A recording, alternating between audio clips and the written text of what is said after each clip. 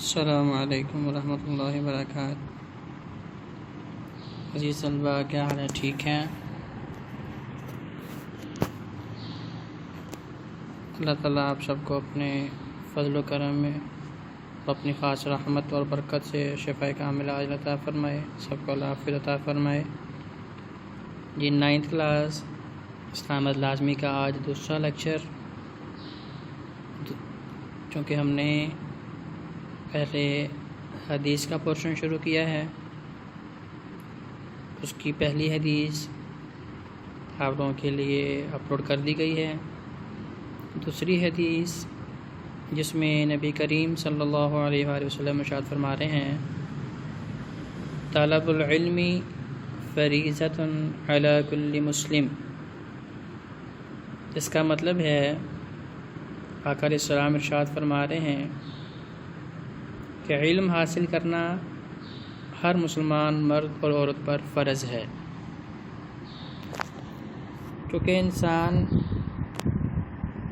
علم کے بغیر اپنی زندگی کو اچھے طریقے سے گزار نہیں سکتا۔ اسی لیے آقا علیہ السلام نے ارشاد فرمایا ہے کہ علم کا حاصل کرنا ہر مسلمان مرد اور عورت کے اوپر لازم ہے، کیونکہ علم ہی ہے جو ہمیں بتاتا ہے کہ ہمیں پیدا کیوں کیا گیا۔ علم کے ذریعے ہی پتہ چلتا ہے کہ ہمیں پیدا کرنے والا کون ہے۔ علم کے ذریعے ہی پتہ چلتا ہے کہ ہم نے اس دنیا میں زندگی کیسے بسر کرنی ہے اور ہمارے حقوق کیا ہیں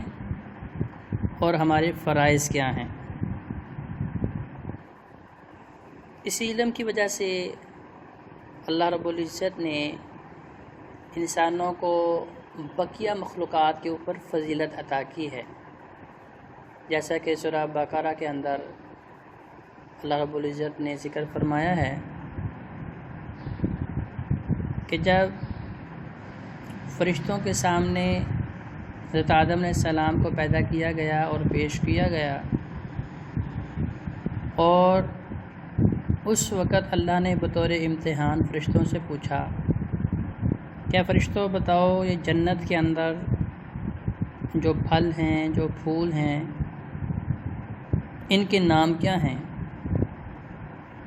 تو فرشتے چونکہ نہ کھاتے ہیں نہ پیتے ہیں، ان کا اس خوراک کے ساتھ کوئی تعلق ہی نہیں تھا، تو ان کے پاس علم بھی نہیں تھا کہ اس کے ان پھلوں کے نام کیا ہیں، ان کے فوائد کیا ہیں۔ اللہ رب العزت نے حضرت آدم علیہ السلام سے کہا کہ آدم، آپ بتائیں یہ کون سا پھل ہے، یہ کون سا پھل ہے، یہ کون سا پھل ہے، یہ کون سا پھول ہے، یہ کون سی فصل ہے، یہ کون سی جنس ہے۔ تو حضرت آدم علیہ السلام نے جب پھلوں کے نام بتائے تو پھر اس علم کی وجہ سے اللہ رب العزت نے فرشتوں سے کہا کہ فرشتوں تم حضرت آدم علیہ السلام کو اب سجدہ کرو، کیونکہ علم کے ذریعے انسان کی فضیلت اللہ رب العزت نے ثابت کی، اور اسی لیے کہا گیا کہ 100 عابد یعنی عبادت کرنے والے ایک عالم کی فضیلت کو نہیں پہنچ سکتے۔ تو علم جو ہے اس کی فضیلت قرآن اور نبی علیہ السلام کا فرمان دونوں میں بالکل واضح طور پہ بیان کی گئی ہے، کیونکہ علم کے ذریعے انسان اپنی زندگی کو سنوار سکتا ہے، اچھے طریقے سے اپنی زندگی کو گزار سکتا ہے۔ علم کے ذریعے انسان اپنے ماں باپ کی خدمت کر سکتا ہے، کیونکہ اسے پتہ ہوگا کہ ماں باپ کے حقوق کیا ہیں،